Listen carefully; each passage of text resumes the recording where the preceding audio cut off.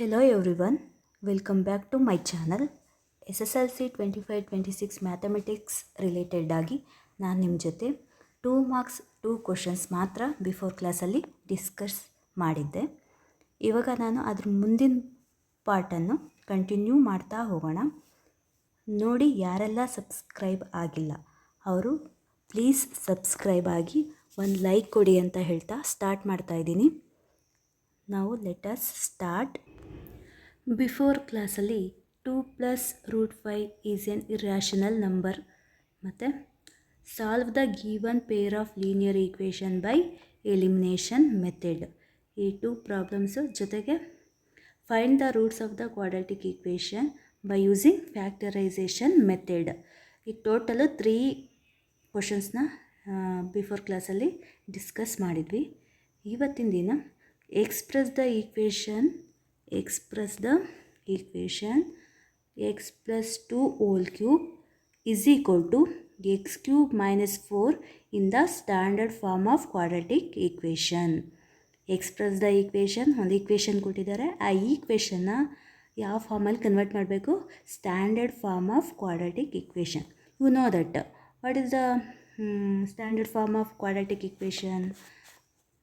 That is ax² + bx + c = 0. ಆ ಫಾರ್ಮಿಗೆ ನಾವು convert ಮಾಡಬೇಕು. ನೋಡ್ತಾ ಬನ್ನಿ, ಇಲ್ಲಿ ಸ್ಕ್ರೀನ್ ಮೇಲಿದೆ x + 2 whole cube. First we have to take ಏನು ಈಕ್ವೇಷನ್ ಕೊಟ್ಟಿದ್ದಾರೋ ಆ ಈಕ್ವೇಷನ್ನ ಆ್ಯಸ್ ಇಟ್ ಈಸ್ ಫಸ್ಟು ಬರ್ಕೋಬೇಕು. ಓಕೆನಾ? x + 2 whole cube is equal to x³ - 4. ಓಕೆನಾ?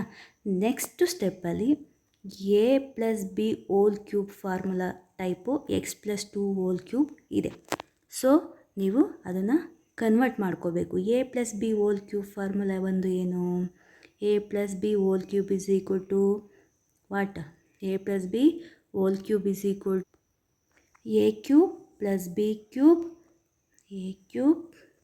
b³ plus 3ab into a + b. This is the formula for a + b whole cube. a + b whole cube na formula ಬಂದು a³ + b³ plus 3ab into a + b. Substitute same as it is. In the place of a we take x, in the place of b we take 2. That's all. ಅಂದರೆ a ಪ್ಲೇಸಲ್ಲಿ x ಅಂತ ತಗೋಬೇಕು, b ಪ್ಲೇಸಲ್ಲಿ 2 ಅಂತ represent ಮಾಡಿ.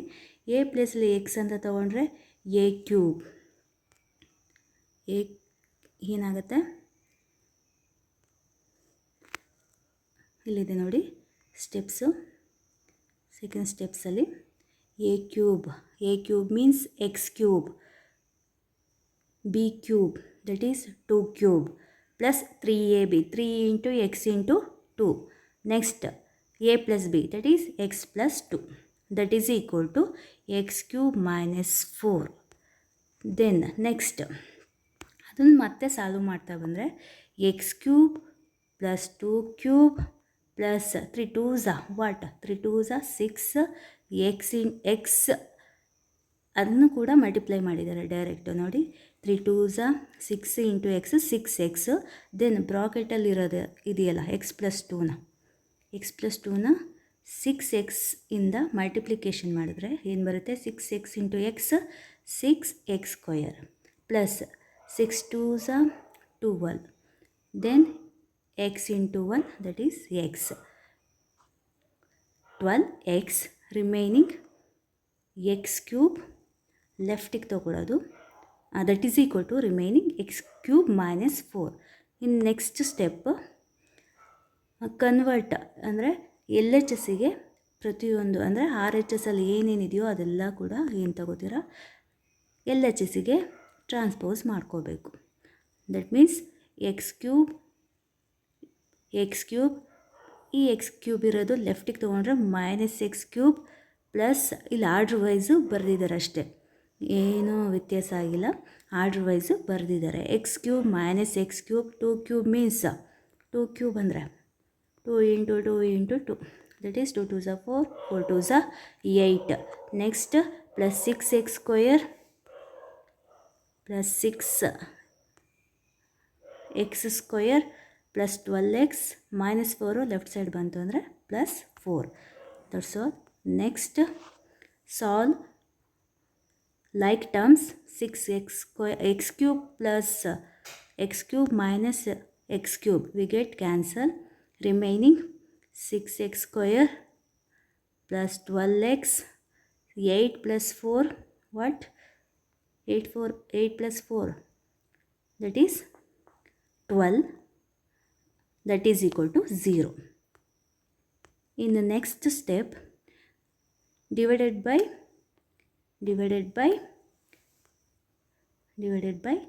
6, divided by 6 ಅಂತ ತಗೊಂಡ್ರೆ 6 ಇಂದ ಡಿವೈಡ್ ಮಾಡಿದ್ರೆ ರಿಮೈನಿಂಗ್ ಉಳ್ಕೊಳ್ಳೋದು x square, 6 2s are 12, 6 2s are 12. Then remaining x square plus 2x plus 2 equal to 0. This is the quadratic equation. It is in the form of ax square plus bx plus c equal to 0. This is the quadratic equation, general form of quadratic equation. I hope ಎಲ್ಲರಿಗೂ understand ಆಗಿದೆ ಅಂದ್ಕೊತೀನಿ. ಇನ್ನು next question ಹೋಗೋಣ. Find the sum of the first 20 terms of the AP arithmetic progression 6, 10, 14 up to dash dash using formula. ನೋಡಿ, find the sum of the first 20 terms ಅಂದರೆ ಇಲ್ಲಿ ಯಾವ formula use ಮಾಡಬೇಕು? ಸಮ್ ಅಂದಿದ ತಕ್ಷಣ ನಿಮ್ಮ ಮೈಂಡಲ್ಲಿ ಬರಬೇಕು SN formula. nth term of an AP ಅಂತ ಬಂದರೆ AN ಫಾರ್ಮುಲಾ ಯೂಸ್ ಮಾಡ್ತೀರಾ. nth term of an AP ಅಂತ ಬಂದರೆ AN formula. Sum of nth term ಅಂತ ಬಂದರೆ SN ಫಾರ್ಮುಲಾ ಯೂಸ್ ಮಾಡ್ತೀರಾ. ಸದ್ಯಕ್ಕೆ ಇಲ್ಲಿ ಯಾವ ಫಾರ್ಮುಲಾ ಯೂಸ್ ಮಾಡ್ತೀರಾ ನೀವು? SN ಫಾರ್ಮುಲಾ ಯೂಸ್ ಮಾಡಬೇಕಾಗತ್ತೆ. Sum of the first 20 terms, that means n is equal to what? 20. n is equal to 20 ಅಂದರೆ S20ನ ನೀವಲ್ಲಿ ಫೈಂಡ್ ಔಟ್ ಮಾಡಬೇಕು. Sum of first 20 terms, find the sum of first 20 terms means S20ನ find out ಮಾಡಬೇಕಾಗುತ್ತೆ. ಇನ್ನು next continue ಏನಿದೆ? 6, 10, 14. AP is given 6, 10 and 14. ಓಕೆನಾ? ಇಷ್ಟು ಕೊಟ್ಟಿದ್ದಾರೆ. ಇದ್ರ ಮೇಲೆ ಈಗ A is equal to what? ಇದನ್ನು A1, A2, A3 ಅಂತ ರೆಪ್ರೆಸೆಂಟ್ ಮಾಡ್ತೀರಾ. A1 is equal to what? A1 is equal to A is equal to 6. Then D is equal to what? A2 minus A1. A2 minus A1 means 10 minus 6. 10 minus 6 means what? 10 ಅಲ್ಲಿ 6 ಹೋಯಿತು ಅಂದರೆ that is 4. D value 4 ಬಂತು. ಅಷ್ಟನ್ನು ನೀವೇನು ಮಾಡ್ತೀರಾ ಈಗ? Equation ಅಂತಂದರೆ SN ಫಾರ್ಮುಲಾಗೆ substitute ಮಾಡ್ತಾ ಹೋಗ್ತೀರ. ಅದನ್ನು ಇಲ್ಲಿ ಕೊಟ್ಟಿದ್ದಾರೆ ನೋಡಿ. A is equal to 6, D is equal to 10 minus 6 is equal to 4, N is equal to 20. Then find S20. What is the formula of SN? SN is equal to n by 2 into 2a plus n minus 1 of D. Substitute these values. SN is equal to 20 by 2 into 2 into what is the value of A? That is 6. 2 into 6 plus n value 20. 20 minus 1 into D. D means 4. ಅಷ್ಟು ವ್ಯಾಲ್ಯೂನ substitute ಮಾಡ್ತಾ ಹೋಗಬೇಕು. ನೋಡಿ, ಇದಕ್ಕೆ ನಿಮಗೆ half marks, ಫಾರ್ಮುಲಾಗೆ half marks ಇರುತ್ತೆ. ಖಂಡಿತವಾಗ್ಲೂ ನೀವು formula ಬರೆದು ಅಟ್ಲೀಸ್ಟ್ ನಿಮಗೇನೂ ಬರ್ತಾ ಇಲ್ಲ ಅಂತ ಅಂದರೆ ಅಟ್ಲೀಸ್ಟ್ ಫಾರ್ಮುಲಾನಾದರೂ ಬರೆದ್ರೆ ಹಾಫ್ ಮಾರ್ಕ್ಸ್ ಅಂತೂ ಸಿಕ್ಕೇ ಸಿಗುತ್ತೆ. ಇದ್ರ ಮೇಲೆ ಒಂದು ಕ್ವಶನ್ನು ಕಂಪಲ್ಸರಿ ಇದ್ದೇ ಇರುತ್ತೆ. ಪ್ರಾಕ್ಟೀಸ್ ಮಾಡ್ತಾ ಬನ್ನಿ. ಓಕೆನಾ? ನೆಕ್ಸ್ಟು ಸ್ಟೆಪ್ಪಲ್ಲಿ ಫಾರ್ಮುಲಾ ಬರೆದಿರ್ತೀರ, ಅದ್ರ ನೆಕ್ಸ್ಟ್ ಸ್ಟೆಪ್ಪಲ್ಲಿ ಸಬ್ಸ್ಟ್ಯೂಟ್ ಮಾಡಬೇಕು. ಕಂಪಲ್ಸರಿ ಸಬ್ಸ್ಟ್ಯೂಟ್ ಮಾಡಬೇಕು. ಎರಡು ಸೇರಿ ಹಾಫ್ ಮಾರ್ಕ್ಸ್ ಜೊತೆಗೆ ಹಾಫ್ ಸೇರಿದ್ರೆ 1 ಮಾರ್ಕ್ಸ್ ಕಂಪ್ಲೀಟಾಗಿ ಬಂದುಬಿಡುತ್ತೆ. ಇನ್ನು ನೆಕ್ಸ್ಟ್ ಸ್ಟೆಪ್ಪಲ್ಲಿ ಸಾಲ್ವ್ ಮಾಡ್ತಾ ಬನ್ನಿ. 20 by 2. 20 by 2 ಅಂತಂದರೆ 20 by 2, 2 1s 2 10s into 2 into 6, 2 into 6 plus 20 minus 1 19 into 4. 20 minus 1 is equal to 9 plus 19 into 4 ಆಗುತ್ತೆ. 2 1s 2 tens, that is 10, remaining 6 2s are 12 plus 19 4s are 76.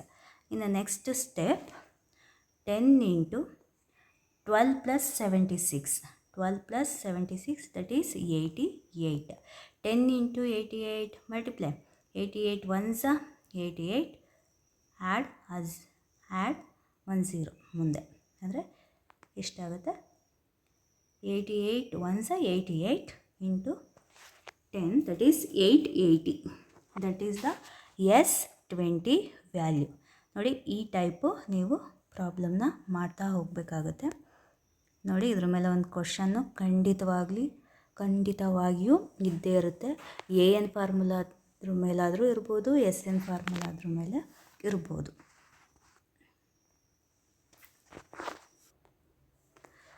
Next ಅದರಲ್ಲೇ ಕೊಟ್ಟಿದ್ದಾರೆ OR ಅಂತ ಹೇಳ್ಬಿಟ್ಟು,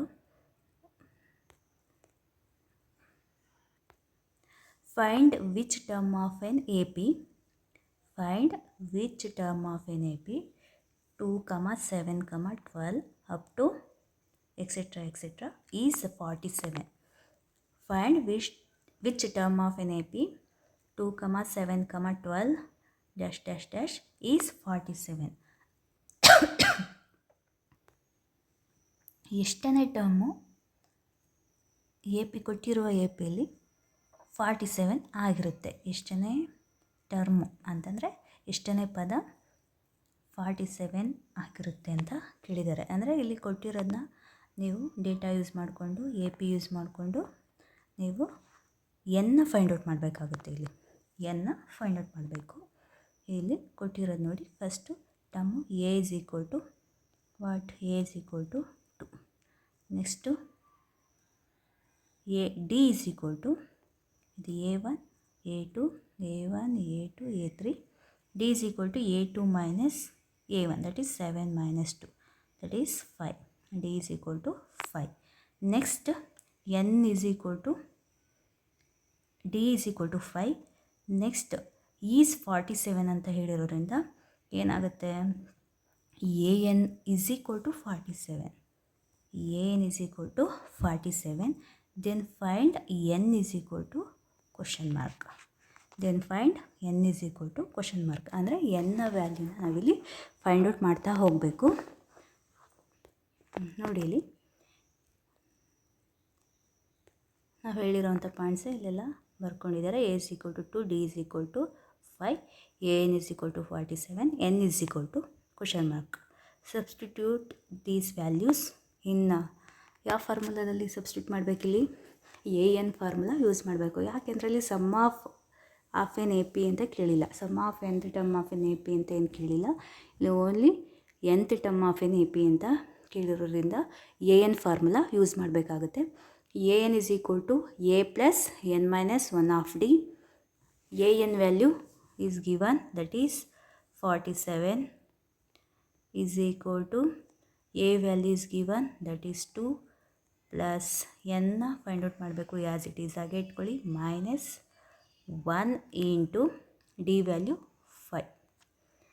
then 47 is equal to 2 plus 4 minus 1, that is 3 into 5. 47 is equal to 2 plus 5 3s are 15. Sorry. 47 is equal to 2 plus, that is n, ನಾನು 4 ಅಂದ್ಕೊಂಡೆ, n minus 1 into 5, that is equal to 47 is equal to 2 plus 5 into n, 5n minus 5 ones are 5.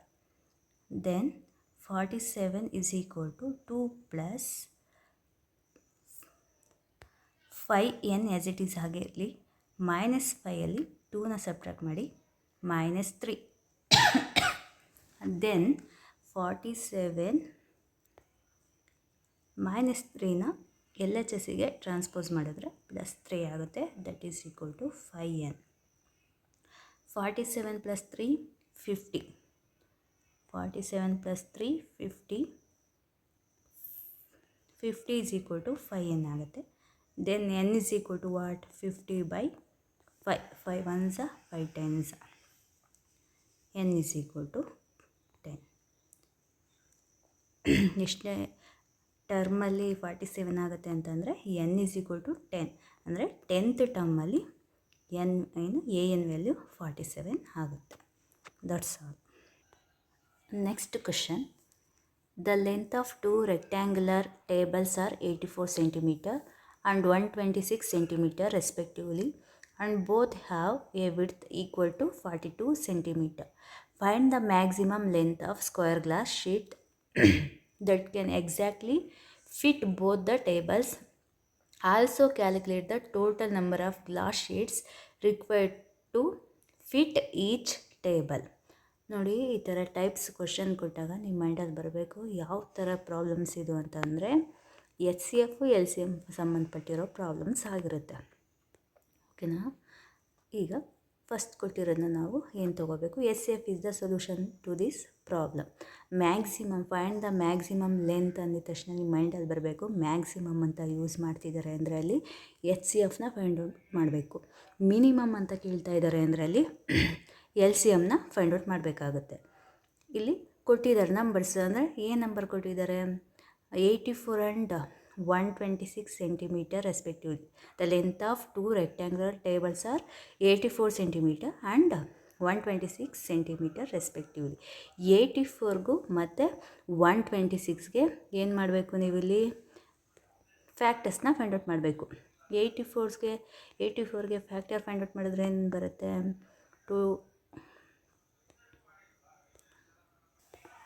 2 ಇಂದ ಆಗುತ್ತೆ ನೋಡಿ. 2 4s 8, 2 2s 4, next 2 2s 4, 2 1s 2, next 3 7s 21. ಅಷ್ಟು ಫ್ಯಾಕ್ಟರ್ಸ್ನ ಇಲ್ಲಿ ಬರ್ಕೊಂಡಿದ್ದಾರೆ ನೋಡಿ. ಏನು?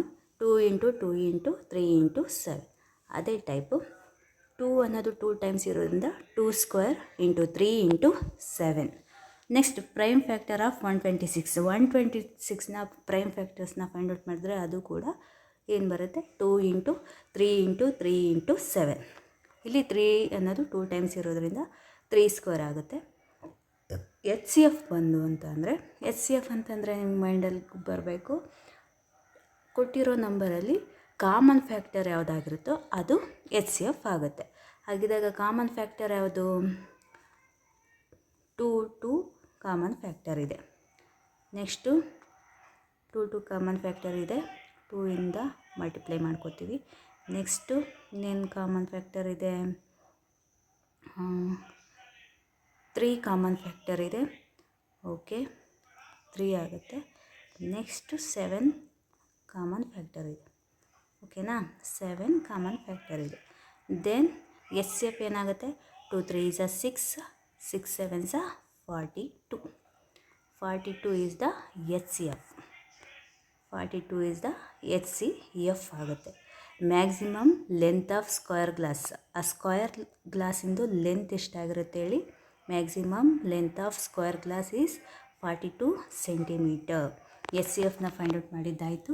Next ಅಲ್ಲಿ also calculate the total number of glass sheets. Total number of glass sheet required to fit each ಟೇಬಲ್ಗೆ glass ಶೀಟ್ಸ್ನ ಫಿಟ್ ಮಾಡೋಕ್ಕೆ ಟೋಟಲ್ ನಂಬರ್ಸ್ ಗ್ಲಾಸ್ ಶೀಟ್ಸ್ ಎಷ್ಟು ಬೇಕಾಗುತ್ತೆ ಅನ್ನೋದನ್ನ ಫೈಂಡ್ ಔಟ್ ಮಾಡಬೇಕಾಗುತ್ತೆ. ಇಲ್ಲಿ ಈಗ number of glass sheet required to fit first ಟೇಬಲ್ಗೆ ಫಿಟ್ ಮಾಡಬೇಕು ಅಂತಂದರೆ ಫಸ್ಟು ಫ್ಯಾಕ್ಟರ್ ಅಂದರೆ ಫಸ್ಟ್ ನಂಬರ್ ಕೊಟ್ಟಿದ್ದಾರೆ ಏನು? 84 ಡಿವೈಡೆಡ್ ಬೈ HCF ಏನು ಬಂತು? 42 ಇಂದ ಇದನ್ನು ಡಿವೈಡ್ ಮಾಡಿದ್ರೆ 42 1s 42 2s ಎಷ್ಟು ಬರುತ್ತೆ? ಎಷ್ಟು ಬೇಕಾಗುತ್ತೆ glass sheet?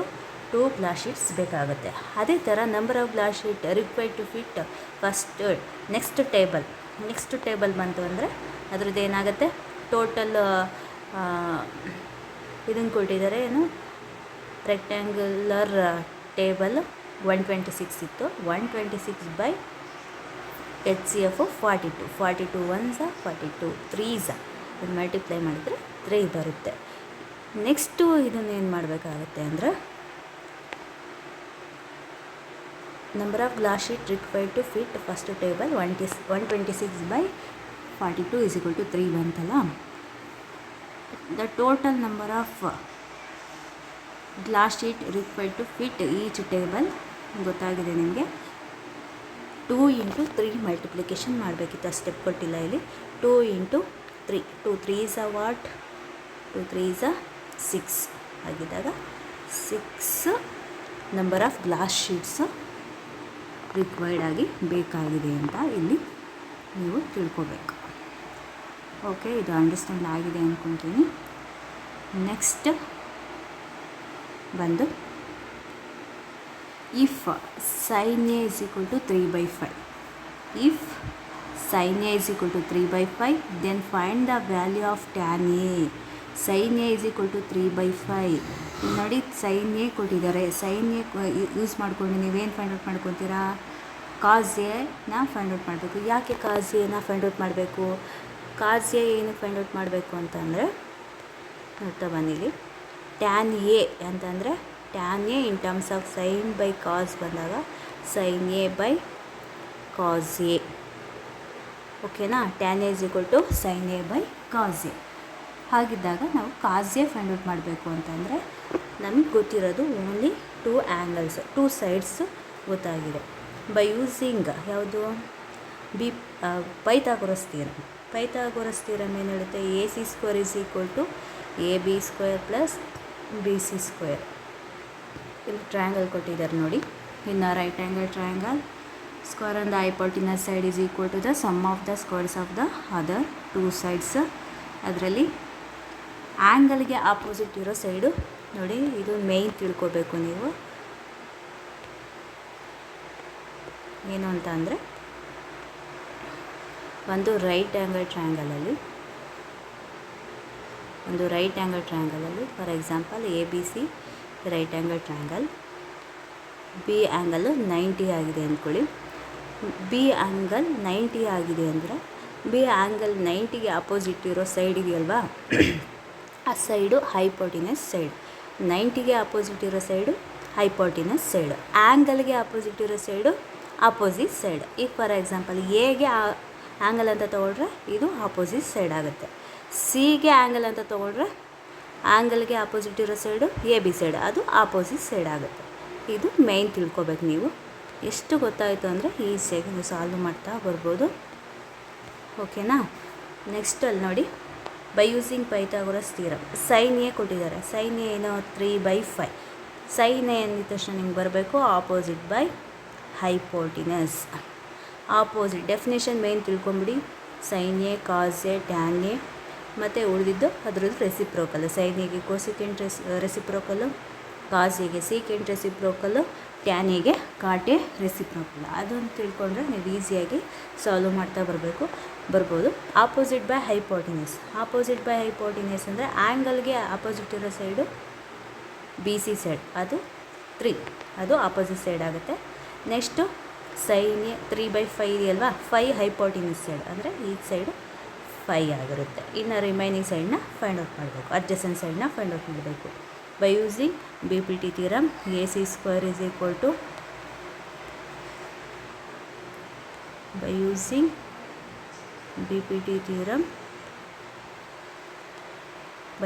BPT theorem, AC² = AB² + BC². AB side, AC side ಗೊತ್ತಿದೆ ಎಷ್ಟು, ಆಲ್ರೆಡಿ ಆಗಲೇ ಬರ್ಕೊಂಡಿದ್ವಿ. ಎಷ್ಟು ಹೇಳಿ, 3 ಇದಾಗುತ್ತೆ, ಇದು 5. AC 5² = AB ಫೈಂಡ್ ಔಟ್ ಮಾಡಬೇಕು. ಅದು ಆ್ಯಸ್ ಇಟ್ ಈಸ್ ಹಾಗೆ ಇಟ್ಕೊಳ್ಳಿ. Next remaining side BC² = 3², 5² = 25 AB² + 9. 9ನ ಲೆಫ್ಟಿಗೆ ತೊಗೊಂಡ್ರೆ ಏನಾಗುತ್ತೆ, 25 - 9 = AB² ಆಗುತ್ತೆ. Then 25 - 9 that is 16. AB² = 16 ಆದರೆ AB = √16, that is = 4. A B side ಎಷ್ಟಾಯಿತು 4 ಆಯಿತು. ದೆನ್ ಇದು 4 ಆಯಿತು, ಇದು 5, ದಿಸ್ ಇಸ್ 3. ಓಕೆನಾ? ಅದಕ್ಕೆ ಸಬ್ಸ್ಟಿಟ್ಯೂಟ್ ಮಾಡಿಕೊಂಡ್ರೆ ನಮಗೆ ಅಲ್ಲಿ ಕೇಳಿರೋದು ಯಾವುದು? Tan A. ಟ್ಯಾನ್ ಎ ಅಂತಂದರೆ cos A, sine A by cos A. Sine A ಗೊತ್ತಿದೆ, ಈಗ ಕಾಸ್ ಎ ಫೈಂಡ್ ಔಟ್ ಮಾಡೋಣ. Sine A 3/5, sine A 3/5, cos A adjacent by hypotenuse, that is 4/5. Then sine A by cos A, tan A ಅಂದರೆ sine A by cos A, divide ಮಾಡಿದ್ರೆ 5 cancel ಆಗಿ remaining ಉಳ್ಕೊಳ್ಳೋದು 3/4. That is the final solution.